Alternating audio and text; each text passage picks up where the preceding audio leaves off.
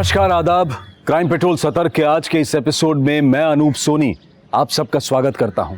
आदमी अमीर हो या गरीब, सपने जरूर देखता है और अपने सपनों में अपनी किस्मत को बदलने की सोचता है। लेकिन वो कहते हैं ना कि वक्त से पहले और किस्मत से ज्यादा किसी को कुछ नहीं मिलता। 30 दिन 30 कहानियों की श्रृंखला के आज के इस एपिसोड में हम किस्मत और वक्त दोनों को कसौटी पर खड़ा देखेंगे और इस पर अपना विश्लेषण देंगे हमारे आज के एक्सपर्ट साहिल जोशी। नमस्कार, मैं हूं साहिल जोशी। क्राइम पेट्रोल सतर्क में एक बार फिर मैं लेकर आया हूं कुछ ऐसे अनदेखे और अनसुने केसेस जो मुझे लगता है कि आपको देखने चाहिए। अगर आप हमारे देश के अनआइडेंटिफाइड डेड बॉडीज की डेटाबेस पे नजर डालेंगे तो आप हैरान हो जाएंगे। ऑन एन एवरेज हमारे देश के अलग अलग कोनों से लाखों की तादाद में ऐसी डेड बॉडीज बरामद होती है जिनकी कई बार तो शिनाख्त भी नहीं हो पाती, जिसका यही मतलब निकलता है कि हमारे आसपास ऐसे कई मर्डर्स होते हैं कि जिनमें कातिलों का कोई सुराग नहीं मिल पाता। लेकिन ये सच ऐसी भयावह स्थिति पैदा करता है कि रोजाना दर्जनों मर्डर केसेस ठंडे बस्ते में डाल दिए जाते हैं और वो भी बिना किसी नतीजे के। लेकिन ये केस इससे भी ज्यादा गंभीर मुद्दे से जुड़ा है जो एक झकझोर देने वाला पहलू है। इसकी हकीकत किसी को भी हिलाकर रख सकती है।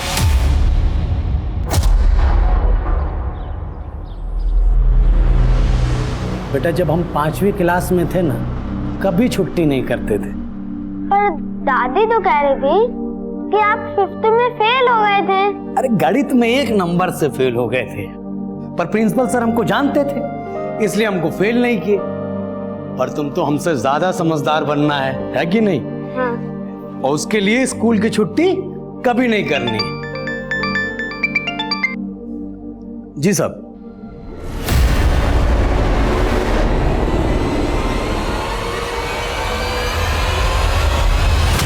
क्या ये आपकी बीवी कोमल है? नहीं साहब, ये कोमल नहीं है।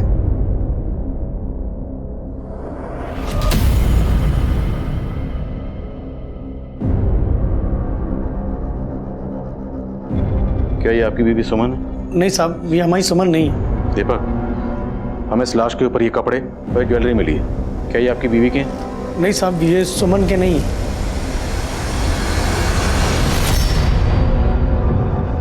अरे दीपक, क्या हुआ?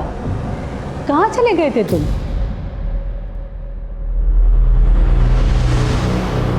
बेटा जाओ अंदर पढ़ाई करो। कुछ नहीं अम्मा, पुलिस बुलाई थी। सुमन का कुछ पता चला? अरे क्या पता चला, वही हमेशा की तरह एक नया लाश दिखा के टरका दिया। अम्मा, हमको तो लगता है ना ये पुलिस हमारी सुमन को ढंग से ढूंढ ही नहीं रही। बेटा, तुम 7 साल से सुमन की आस लगाए बैठे हो। मिलना होता तो मिल जाती। हमको तो लग रहा है वो तुम्हें और अपने बेटे को छोड़ के भाग गई। कैसी बात कर रही हैं अम्मा आप? हाँ, यही सच है। तुम्हें अब कन्हैया के बारे में सोचना पड़ेगा। उसके लिए दूसरी माँ ले आओ।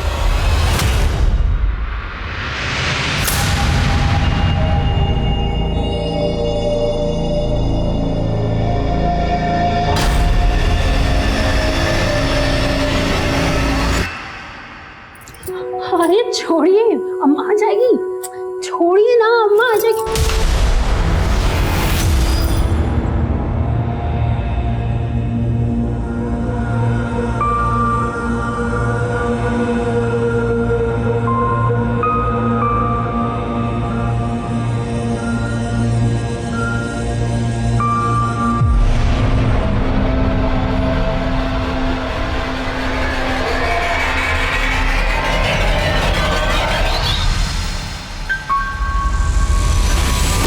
उठ गई तुम? मम्मी, हमको भूख लगी है। पहले मुंह हाथ तो धो लो, उसके बाद हम तुमको खुद खाना खिलाएंगे, ठीक है? चले?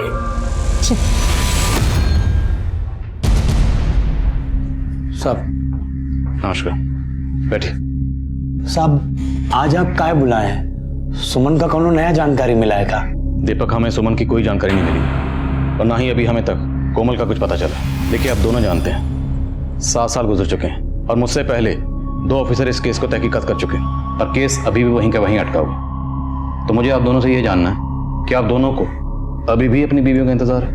कैसी बात कर रहे हैं साहब? कहाँ इंतजार नहीं रहेगा? प्यार करते हैं हम उससे। सुनील, तुम्हें? जी सर। तो फिर तुमने दूसरी शादी क्यों कर ली? साहब, हम तो ऐसा मानते हैं कि हमारी कोमल आज भी जिंदा है, लेकिन साहब वो हमारी बेटी खुशी, उसकी परवरिश के लिए हमारे माँ बाप ने दूसरी शादी करा दी साहब। पर साहब अपनी दूसरी बीवी को हम कभी कोमल का स्थान नहीं दे पाए हैं। साहब पता नहीं काहे हमको लगता है कि हमारी सुमन जरूर एक दिन मिल जाएगी। बस आप उसको ढूंढने का कोशिश तो कीजिए। दीपक, हमने सुमन को ढूंढने की हर मुमकिन कोशिश की है और कर भी रहे हैं, लेकिन क्या करें, कानून ये कहता है कि अगर कोई विक्टिम 7 साल तक मिसिंग रहता है तो उसे डेड मानकर केस क्लोज करना पड़ता है। आप ऐसे कैसे केस बंद कर सकते हैं साहब? दीपक, दिस इज लॉ। कानून यही है और हमें जो भी करना है कानून के दायरे में रहकर करना है। यही बताने के लिए आप लोगों को यहाँ बुलाया था।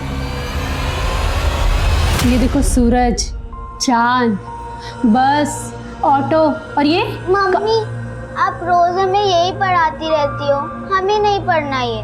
अरे पढ़ोगी नहीं तो दुनिया को कैसे जानोगी? दुनिया जहाँ हम रहते हैं, ये पंछी पशु ये सब यहीं रहते हैं। जब हम छोटे थे ना तो तुम्हारी माँ से भी हमें ऐसे ही पढ़ाती थी।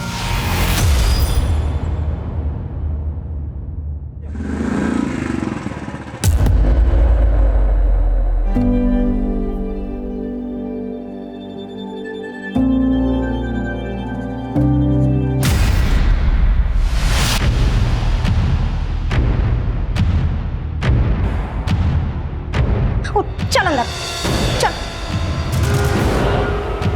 देखो सुमन, हमको ये कपिल बिल्कुल भी पसंद नहीं है। दीदी आप कपिल को गलत समझ रही है, वो बुरा लड़का नहीं है। तुमको अच्छे बुरे की पहचान नहीं है। देखो सुमन, हमने तुम्हारे लिए दीपक जी से रिश्ता पक्का कर दिया। देख हम जानते हैं कि वो उम्र में तुमसे थोड़े बड़े हैं, लेकिन दीदी हम कपिल से प्यार करते हैं और वो दीपक हमसे कितना बड़ा है। हम ये शादी नहीं करेंगे। बस माँ बाबा तुम्हारी जिम्मेदारी हम पर छोड़कर गए हैं और तुम्हारी शादी दीपक जी से ही होगी। अरे गुनगुन, ये क्या कर रही हो? चलो पढ़ो। हमको नहीं पढ़ना। अरे गुनगुन, गुनगुन रुको, गुनगुन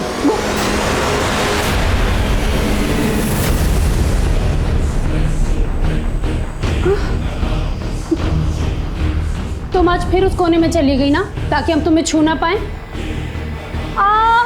क्या हुआ मम्मा? पकड़ लिया। आप हमसे झूठ बोल रही थी ना हमें पकड़ने के लिए।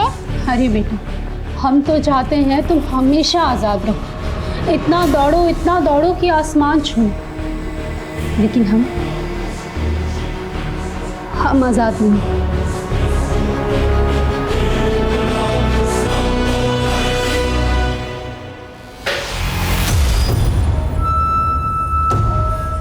खड़ी हो तू। ये क्या नाटक मचा रखा है? अब चोरी करना भी सीख गई? शांति, ये क्या कर रही हो तुम? अरे एक लड्डू ही तो ले रही थी और तुम जो है। ये लड़की सारा दिन घर फैलाए रखती है। तुमने क्या हमें इसकी नौकरानी समझ रखा है? अरे हम तो तुमको इसका माँ बना के यहाँ लाए थे, लेकिन तुम जो है हम लोग का जिंदगी को नरक बना के रखती हो। नरक तो तुमने हमारी जिंदगी को बना दिया है। शादी हमसे की और तलाश अब भी अपनी पहली बीवी को कर रहे हैं। भाड़ में जाओ तुम, हमारी जिंदगी नरक बना दी है तुमने।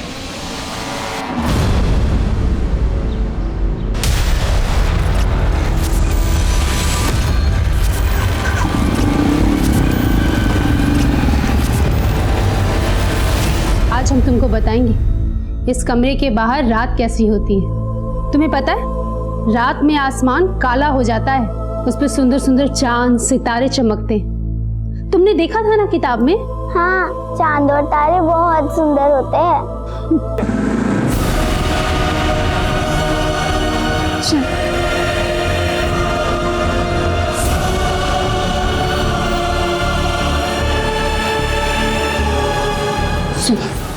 वो आ गया, बाहर मत आना।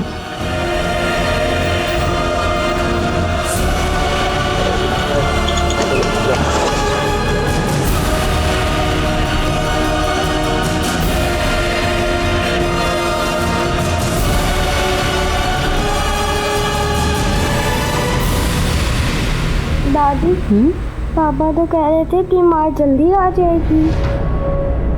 आ जाएगी, पर ये तुम्हारी माँ नहीं है। तुम्हारी माँ तो दूसरी है। कौन दूसरी माँ? जब आएगी तो खुद ही देख लेना। अब सो जाओ।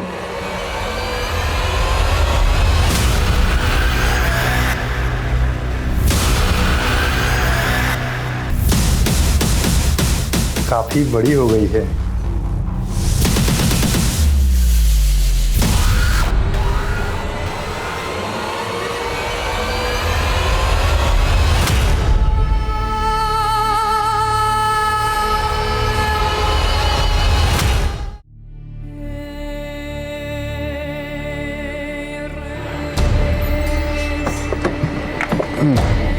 ये ठीक है, मैं करता हूँ फोन। नमस्ते साहब। नमस्ते। हाँ दीपक। साहब ये आपके लिए। ठीक है। 20,000 रुपया है साहब, बाकी का पैसा हम आपको अपनी जमीन बेचकर और दे देंगे। और आप ये केस मत बंद कीजिए साहब। अगर मुझे तुम्हारी भावनाओं की कदर नहीं होती तो तुम्हें पता कि रिश्वत देने के जुर्म में मैं तुम्हें अभी अंदर कर सकता था। देखो, तुम्हारी बीवी हो या कोई भी, अगर कोई नागरिक मिसिंग है तो उसे ढूंढना हमारी ड्यूटी है, और हमने अपनी ड्यूटी पूरी ईमानदारी से की। अब अगर हम ये केस क्लोज कर रहे हैं तो कानून की वजह से। इतने ईमानदार हैं तो आप काहे नहीं ढूंढते हमारी सुमन को? सुनील अपनी कोमल को भूल के दूसरी शादी कर सकता है साहब, लेकिन हम अपनी सुमन को नहीं भूल पाएंगे साहब, नहीं भूल पाएंगे। हाथ जोड़ दे आपसे, आप ये केस मत बंद कीजिए साहब। बस हमको नहीं खाना। अरे अभी तुमने आधा रोटी भी नहीं खत्म किया। खाओगे नहीं तो अपनी मौसी की तरह स्ट्रांग कैसे बनोगे? और तुम ही तो हम दोनों को आज़ाद करोगी यहाँ से। मैं स्ट्रांग बन जाऊंगी और ये जंजीर भी तोड़ दूंगी।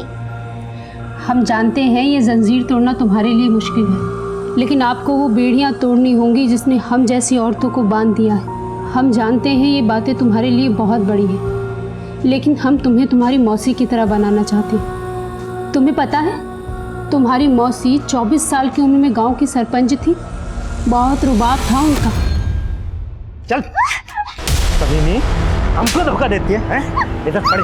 छोड़ इसको। खबरदार जो औरत पे ये मर्दानगी दिखाई तो। अरे पंचायत नहीं बैठा तुम्हारा यहाँ पे, घर है हमारा ये, और हमारे होते हुए किसी और मर्द के साथ तुम चूड़ियां नहीं पहनी हमने तुम्हारे मर्द की तरह। हाँ, और औरत पे हाथ उठा के तुम बहुत बड़ा मर्द बन रहे हो। अरे हमको मत सिखाओ, तुम बीवी है हमारा, हम चाहे कूटे चाहे मारे। इधर अगर अब इसको कोई भी तकलीफ दी तो हम तुमको गांव से बाहर निकलवा देंगे।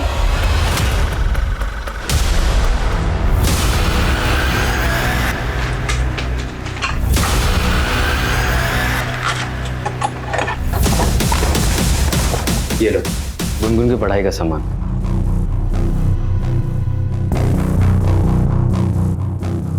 गुनगुन बेटा इधर आओ। आओ, ये लो।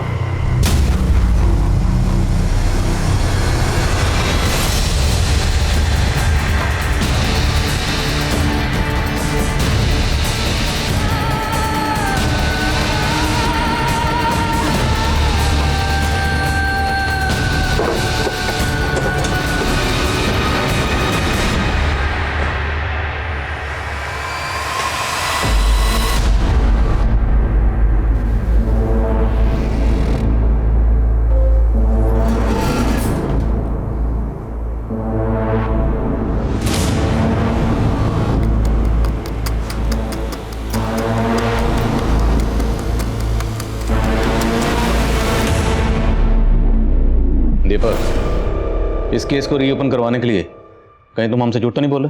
नहीं साहब, हमारे मोहल्ले के लड़के ने सुमन को देखा था। 40। अरे दीपक भैया, एक बात बताना था आपको। हम बताओ। कल हम लोग दोनों लखनऊ गए थे, वहाँ सुमन भाभी को देखा हमने अमीनाबाद बाजार में। बताना। हाँ भैया, वो एक आदमी के साथ थी, बाजार से खरीदारी कर रही थी। अरे क्या बात कर रहे हो भैया? अरे सच बता रहे हैं भैया, हम भाभी से बात करने का बहुत कोशिश किए, लेकिन वो हमको अवॉइड कर दी। हमको तो लग रहा है वो आजकल अमीनाबाद में अपना घर बना लिए। कौन है वो लड़के?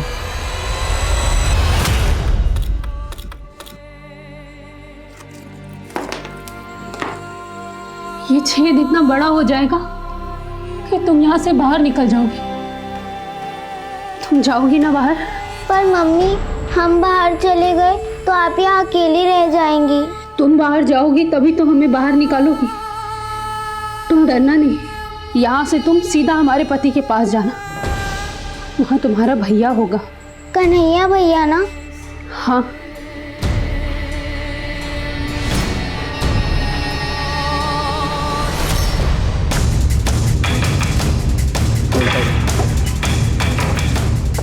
मैडम जी, यही है वो लड़के। पकड़ पकड़ उसको पकड़। मैम गलती हो गया हमसे। हम दीपक भाई से मजाक में बोल रहे थे कि सुमन भाभी को हमने देखा है, तो हवा में खाली बात किए थे उनसे। अब तुझे हवा खिलाती हूँ। चल।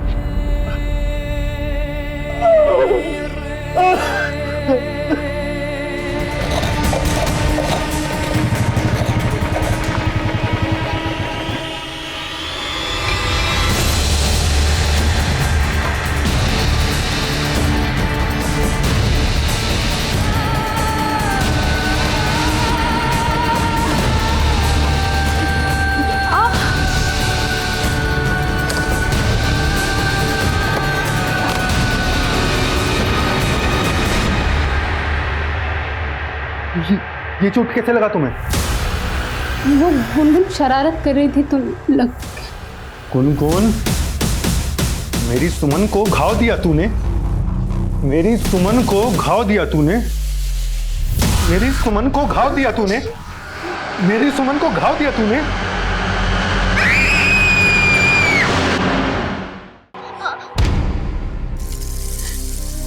हमारा सीधापन तुम पे भारी पड़ गया गुनगुन।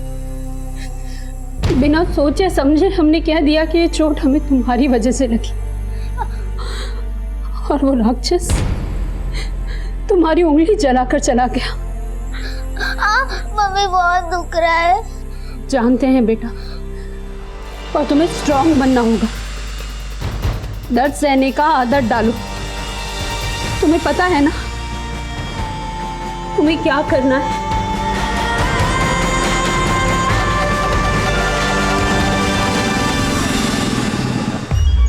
प्रणाम सुनील भैया। खुशी बेटा कैसी हो? दूर होके बात करो। काहे नाराज हो रहे हैं भैया? अरे हम तो बस ये जानना चाह रहे हैं कि वो कोमल दीदी और सुमन वाला केस पुलिस वाले बंद कर दिए हैं का? तुमको क्या करना है सर रामायण जान के? तुमको कितना बार बोले हमरा मुंह मत लगा करो। चल खुशी।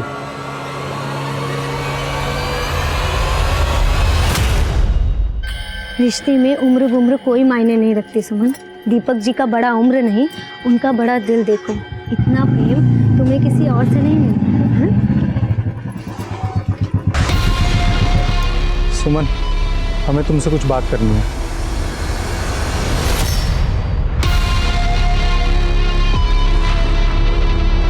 हम सुने हैं तुम दीपक को ये बोले थे कि कोमल की बहन सुमन को तुमने लखनऊ में देखा था। वो सरपंच जी, हम तो पुलिस से बच गए हो, हमसे ना बचोगे। बोलो, लखनऊ में किसके साथ देखा था सुमन को?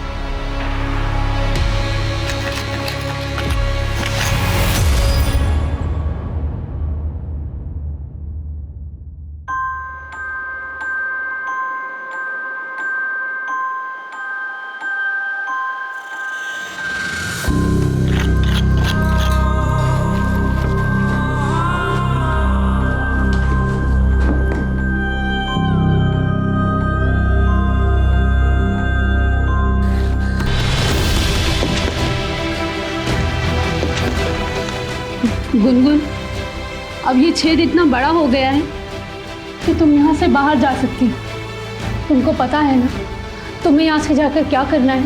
हाँ, मुझे एक अंकल को ढूंढना है।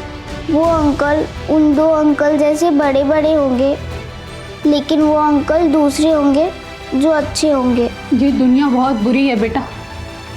हम नहीं जानते कि तुम्हें अच्छे अंकल मिलेंगे या बुरे अंकल, पर ये दाव खेलने के अलावा हमारे पास और कोई रास्ता नहीं। हम डरते हैं कि हम तुम्हें कहीं खो ना दें, पर तुम्हारी अभागी माँ तुम्हें इस आज़ादी के अलावा और कुछ नहीं दे सकती।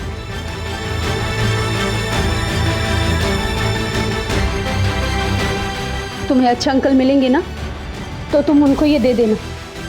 इससे वो हमें ढूंढ लेंगे और हमें यहाँ से आज़ाद कर देंगे। हम आज़ाद हो जाएंगे गुनगुन। चलो।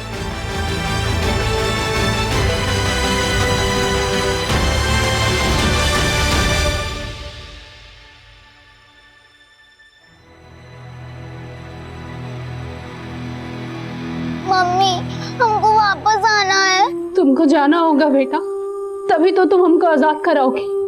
जाओ।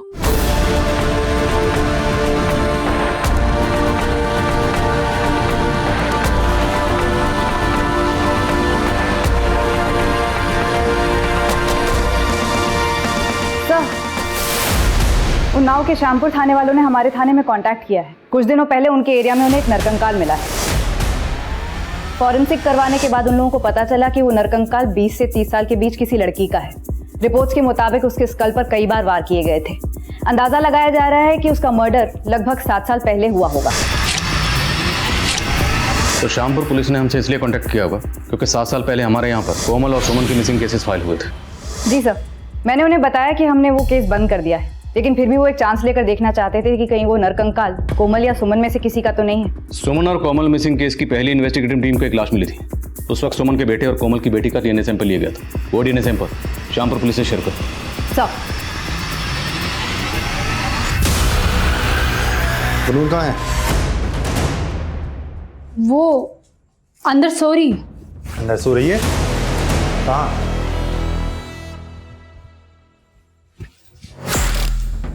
अरे यहाँ तो नहीं है। अरे बोलना, कहाँ है गुनगुन? हंस क्यों रही है?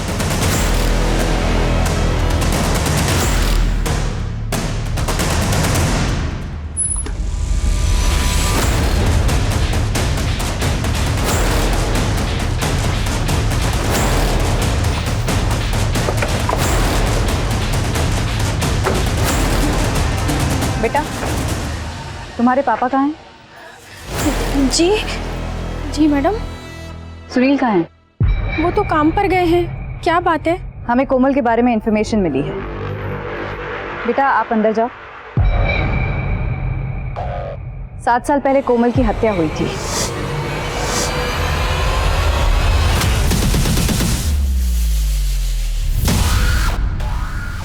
आपका केस बंद कर देने के बाद भी हमारे मन में ख्याल आता था कि हमको कोमल सही सलामत मिल जाएगी, लेकिन अब तो हमारा आज से खत्म हो गया साहब। तो कहा हमारी सुमन भी? आप उसके बारे में काहे कुछ नहीं बोल रहे हैं? दीपक, अभी हम पुख्ता तौर पर कुछ नहीं कह सकते। हम खुद ये सोच रहे हैं कि अगर कोमल का कत्ल हुआ तो फिर 7 साल से सुमन कहाँ गायब है? मुमकिन है कि सुमन ने कोमल का कत्ल होते हुए देख लिया हो, इसलिए शायद सुमन को भी गायब कर दिया गया था। पर दीपक, तुम बेफिक्र रहो। अब हमने केस रीओपन कर दिया, हम सुमन का पता लगा के रहेंगे। पिछले 7 साल से गायब महिला सरपंच कोमल पांडे के मिसिंग केस में अब एक घुमावदार मोड़ आ गया है। मगर कोमल तो अपनी छोटी बहन सुमन के साथ लापता हुई थी। कोमल की हत्या हुई थी तो सुमन के साथ क्या हुआ? इन सारे सवालों ने पुलिस को भौचक्का कर दिया है और उसकी निष्ठा पर सवाल उठने लगे हैं। पिछले 7 साल में यह केस 3 बार अलग अलग इन्वेस्टिगेटिंग टीम्स को दिया गया और हाल ही में इस केस की फाइल को बंद भी कर दिया गया था। लेकिन अब इस केस को रीओपन करना पुलिस की मजबूरी बन चुकी है। लेकिन सवाल यह उठता है कि पिछले 7 साल में पुलिस क्या जांच कर रही थी और यह ऐसा कौन सा गुनहगार है जो पिछले 7 साल से आजाद घूम रहा है और पुलिस इसका नामो निशान भी नहीं ढूंढ पा रही।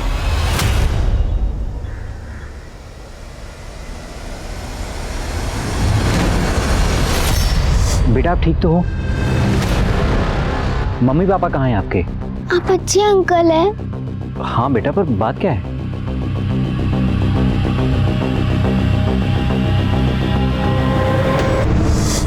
ये दीपक कुमार जी यही रहते हैं? जी बताइए। हाँ मैं। आप इस बच्ची को जानते हैं? नहीं। काहे? नहीं, वो दरअसल ये बच्ची मुझे रास्ते में मिली थी और इसके गले पर ये चिट लटका हुआ था। इस चिट के ऊपर आपका नाम और एड्रेस था। इस बच्ची ने कहा कि आपके पास जाना है तो मैं इसे आपके पास लेकर आ गया। कौन हो बेटा तुम? बोलो, डरो नहीं। आई पर्ची तुमको कौन दिया?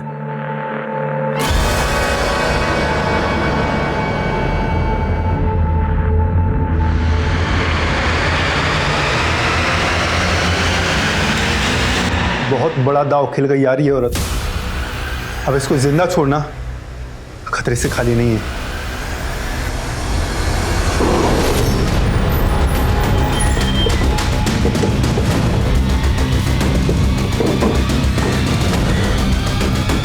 सर, यही है बच्चे? हाँ साहब, यही है वो बच्ची। हमको ही पर्ची दी। हम पूछ रहे हैं कि तुमको किसने दिया, तो बार बार सुमन की फोटो की तरफ इशारा करती है, कुछ बताती ही नहीं।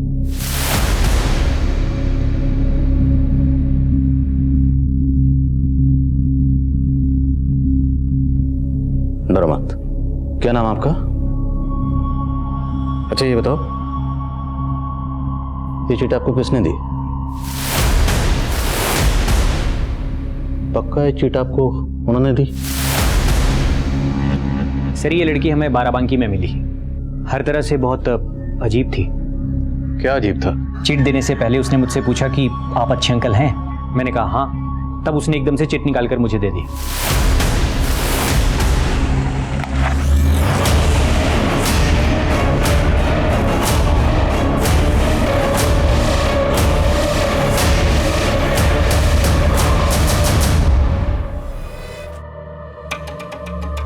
कन्हैया चलो खाना खा लो बेटा।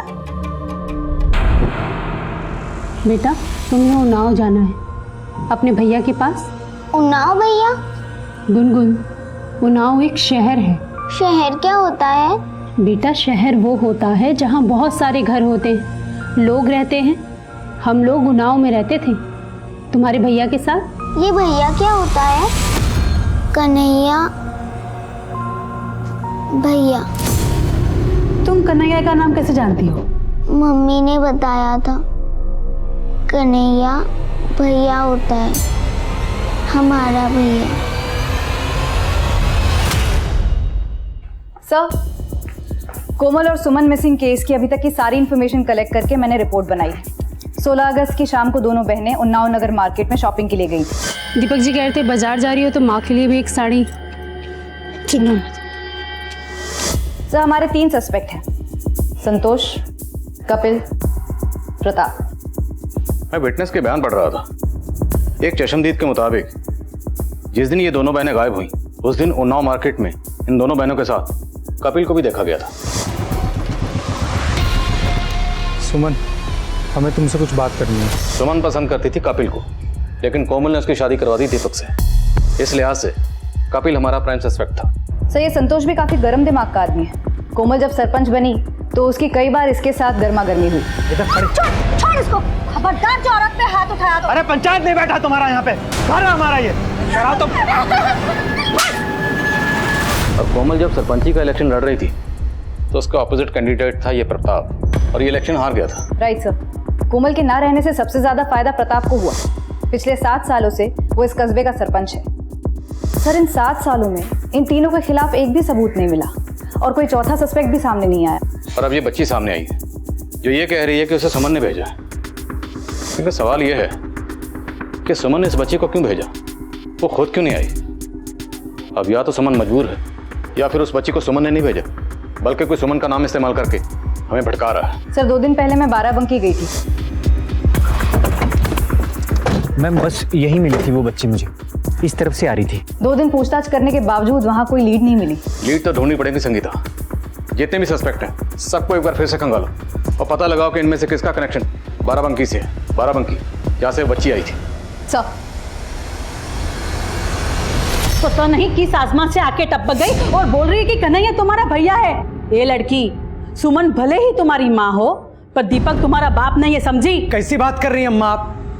एक तो ये बच्ची पहले से इतना डरी हुई है, आप इसको और डरा रही। पुलिस को बोलो यहाँ से ले जाए, हमको इसका कहानी सुनने में कोई रुचि नहीं है। पर हमको है। अगर हमारी सुमन ने हम पे भरोसा करके इसको यहाँ भेजा है ना, तो हम इसको कहीं नहीं भेजेंगे। अम्मा हमको तो डर लग रहा है कि हमारी सुमन किसी बड़ी मुसीबत में ना हो। गड़े मुर्दे फिर से उखड़ रहे हैं वकील साहब।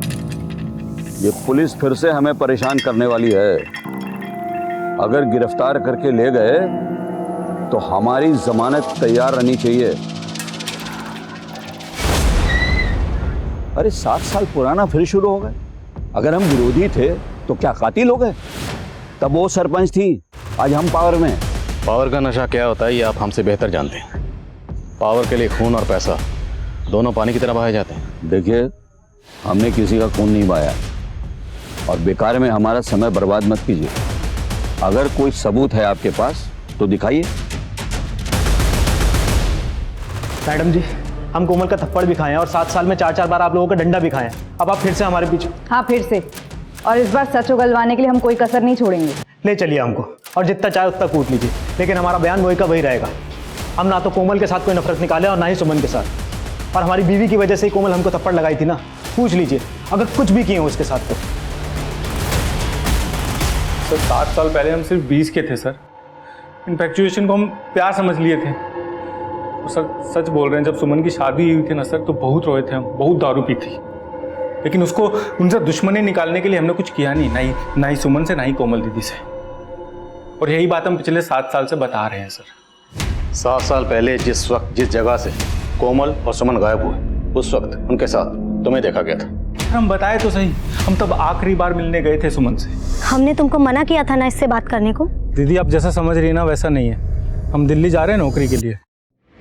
एक आखिरी बार सुमन से मिलने आए थे। सुमन देखो, अगर हमसे कुछ भी गलती हुई हो ना तो हमको माफ़ कर देना, बस यही बात कहने आए थे। तुम जितने सीधे और भोले दिख रहे हो उतने सीधे और भोले हो नहीं। 7 साल से एक ही डायलॉग मार रहे हो। सर हम डायलॉग नहीं मार रहे हैं सर, जो बात है वही बता रहे हैं, सच बता रहे हैं। सर संतोष, कपिल और प्रताप, इन तीनों का बाराबंकी या उस बच्ची से कोई कनेक्शन नहीं मिल रहा है। लेकिन इसका ये मतलब कतई नहीं कि इन तीनों का कोमल और सुमन का गायब होने या उनके कत्ल से भी कोई कनेक्शन नहीं है। कपिल के बयान के मुताबिक उसने कोमल और सुमन को आखिरी बार उन्नाव नगर मार्केट में मेन रोड की तरफ जाते हुए देखा था। उसके बाद से इन दोनों को किसी ने नहीं देखा।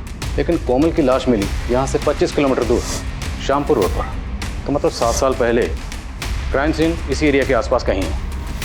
और बाराबंकी का जो कनेक्शन हम प्रेजेंट सिनेरियो में ढूंढ रहे हैं, हो सकता है वो कनेक्शन आज का नहीं बल्कि 7 साल पुराना हो।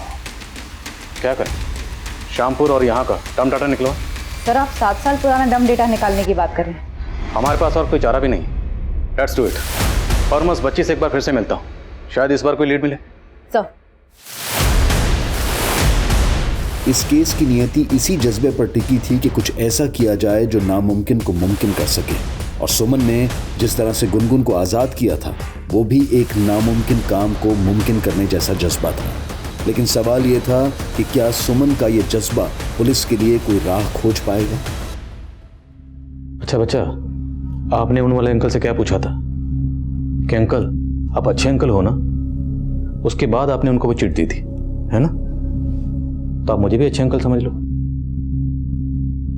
आप मुझ पे भरोसा करोगे? अगर आप अच्छे अंकल हैं तो आपने मुझे चॉकलेट क्यों दी थी? तो क्या कोई बुरे अंकल भी हैं जिन्होंने आपको चॉकलेट दी थी? ये लो।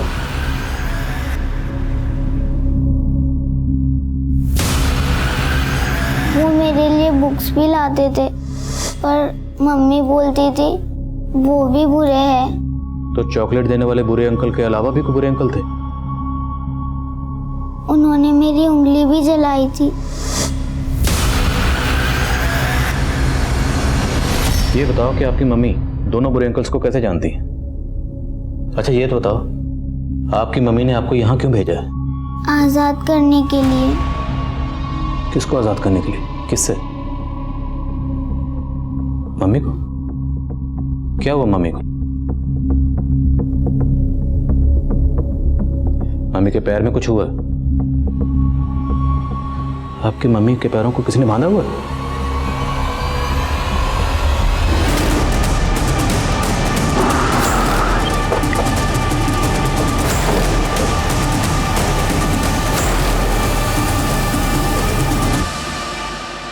बच्चा, ये वही जगह है जहाँ पे आपको वो अच्छे वाले अंकल मिले थे।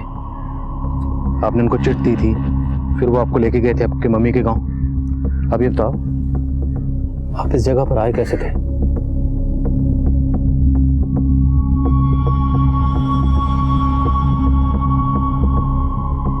इधर से? फिर कहां से आए थे? बोलो।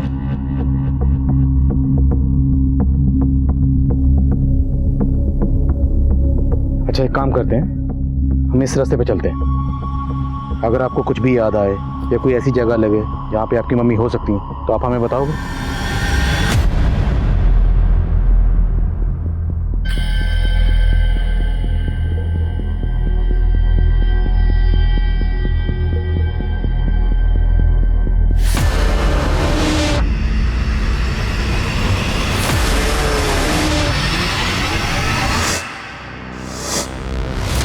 क्या हो गया बेटा? सर ये डर रही है।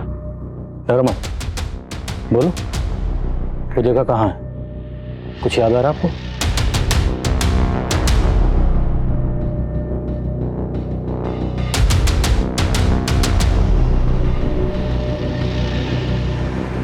विशाल पता लगाओ ये घर किसका है। सर।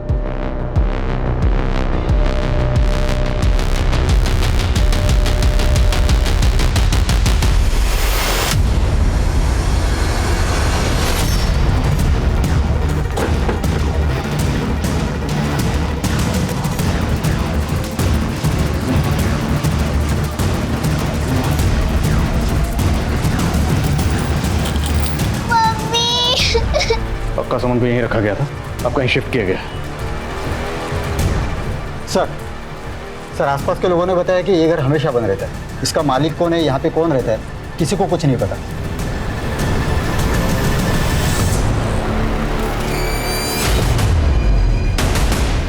एक काम करो, बिजली विभाग से पता लगाओ ये मीटर किसके नाम पर रजिस्टर्ड है। सर।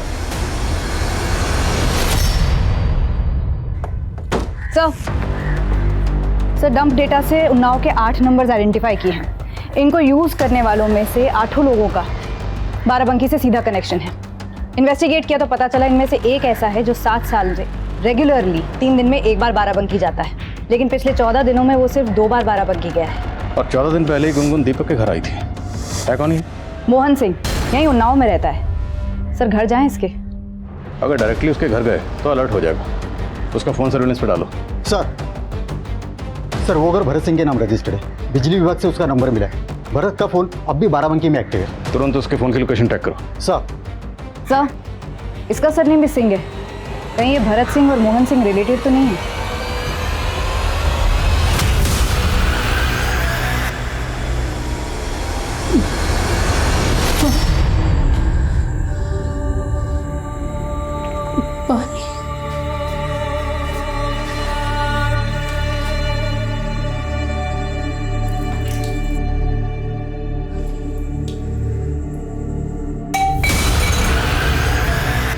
सर भरत का फोन बाराबंकी के गोमती नगर में एक्टिव है।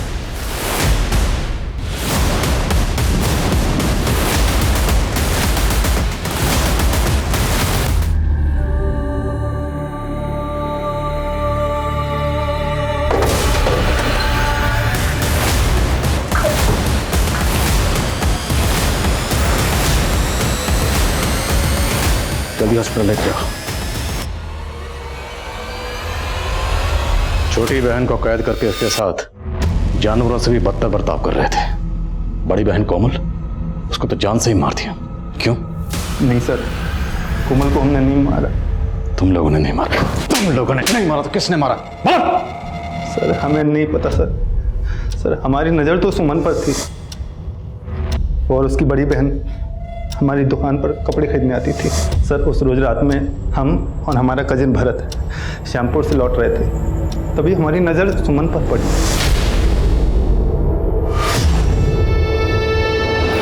हमारा दीदी का जान खतरे में, वो हमें भी मार देगा। कौन मार देगा? हमारी मदद करिए। आइए।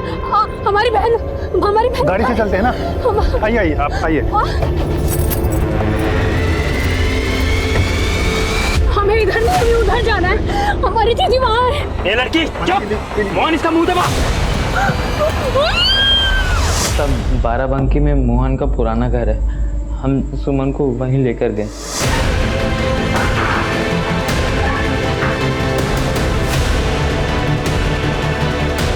सुमन हमको इतनी पसंद थी कि हम हमेशा उसको अपने पास ही रखना चाहते थे। इसलिए सर हमने कमरे में उसको जंजीर से बांध के रख दिया था और सर कपड़े खाने पीने का इंतज़ाम भी वहीं कर दिया था। फिर सर जब हमारा मन होता हम उसके पास चले जाते थे। वो बच्ची? वो प्रेग्नेंट हो गई थी।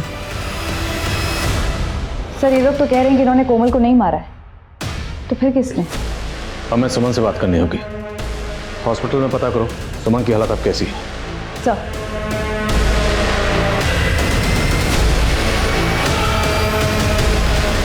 सुमन क्या हुआ था उस दिन? हम और कोमल दीदी दोनों बाजार से वापस आ रहे थे। अच्छी शॉपिंग होगी ना आज? हाँ दीदी, पर रात कितना हो गया है, अब पता नहीं ऑटो मिलेगा कि नहीं। अरे मिल जाएगा, आगे चलकर ना यहीं पर ही कहीं होगा।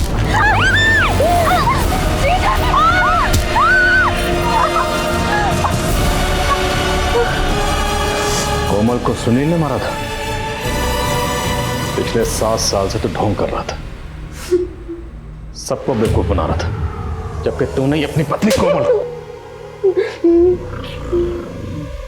हाँ, हम ही मारे थे उसको।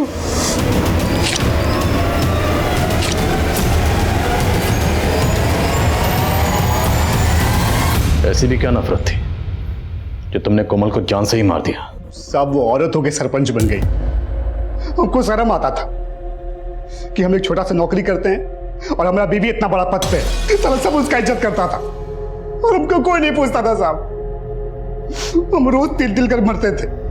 इसलिए हम सोचे कि अगर हम उसको मार देंगे तो हमको लोगों का हमदर्दी मिल जाएगा और अगला बार हम सरपंच बन जाएंगे। बन गया तू सरपंच? तुमने अपनी बीवी कोमल को महज इसलिए मार दिया क्योंकि तू सरपंच बनना चाहता था। तो कभी सरपंच नहीं बन सकता था। तेरी जैसी सोच है ना, तो कभी बन ही नहीं सकता था। खा लो धड़स के। दीपक जी, हम बस गुनगुन को लेने आए। इतने सालों से सुमन हम तुमको देखने के लिए तरस गए, तुम जाने की बात कर रही? पर हम आपके लायक नहीं रहे। ऐसा काहे कह रही हो तुम? गुनगुन आपकी बेटी नहीं है दीपक जी। पर अब है। आपस में कितना घुल मिल गए हैं दोनों।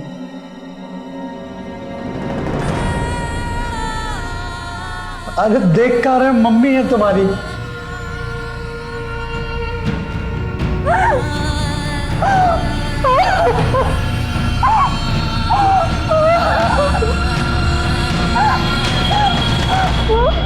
दो साधारण से इंसान जो एक साधारण सी दुकान चला रहे थे, उनमें इतनी हैवानियत छुपी होगी, ये हकीकत किसी भी आम इंसान को हिलाकर रख सकती है। हमारे गली मोहल्ले के दूध और सब्जी वालों से लेकर राशन और कपड़े वालों तक रोजाना ऐसे कई लोगों के संपर्क में हम आते हैं जिनसे हमारा एक दैनिक व्यवहार जुड़ जाता है। और जब हमें ऐसे केसेस के बारे में सुनने मिलता है तो आम इंसान विचारशील बन जाता है और हम लोगों पर भरोसा करने से डरने लगते हैं, जो अपने आप में हमारी सामाजिक सद्भावना पर एक खतरा है। क्योंकि इंसान समाज के बिना अधूरा है, और वो समाज भी अधूरा है जहां पर लोगों का एक दूसरे पर से विश्वास उठने लगता है। हमें हमारे समाज को ऐसे खौफ से दूर करना होगा। एक तरफ कोमल के पति ने उसे मौत के घाट इसलिए उतार दिया था क्योंकि उसे लगता था कि कोमल की जगह उसे सरपंच होना चाहिए था। वहीं सुमन को इस बात की सजा मिली कि वो अपनी बहन को बचाने के लिए मदद मांगने गई थी। सुमन ने 7 साल उस कमरे में बिता दिए। उसे हमेशा यही लगता रहा कि उसका पति उसे और उसकी बेटी को नहीं अपनाएगा। शायद उसे अपनी और अपनी बेटी की किस्मत पर जरा भी भरोसा नहीं रह गया था।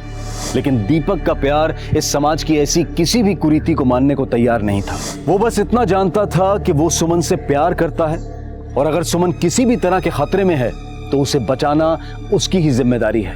भले ही कोमल और सुमन के अपराधियों को सजा मिल गई हो, लेकिन इस बात से कोई भी इनकार नहीं करेगा कि हमारे देश में आए दिन कोई ना कोई ताकतवर औरतों और मासूम बच्चियों को अपनी हवस का, अपने अत्याचार का निशाना बनाता रहता है। और यह हम सबकी जिम्मेदारी है कि एक दूसरे के साथ मिलकर हम समाज को बदलने में अपना योगदान दें। अब मैं अनूप सोनी आपसे विदा लेता हूं। फिर मुलाकात होगी क्राइम पेट्रोल सतर्क में एक और नए केस के साथ और उस पर हमारे एक्सपर्ट के विश्लेषण के साथ। तब तक अपना और अपने परिवार का ख्याल रखें, सतर्क रहें, सुरक्षित रहें और देखते रहें क्राइम पेट्रोल सतर्क। जय हिंद।